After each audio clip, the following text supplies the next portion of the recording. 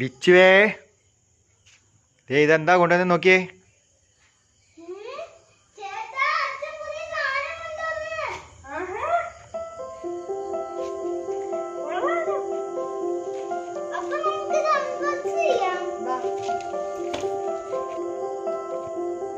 Hi guys, നിങ്ങളെ ഒരു പുതിയൊരു പ്രൊഡക്റ്റ് കാണിക്കാം.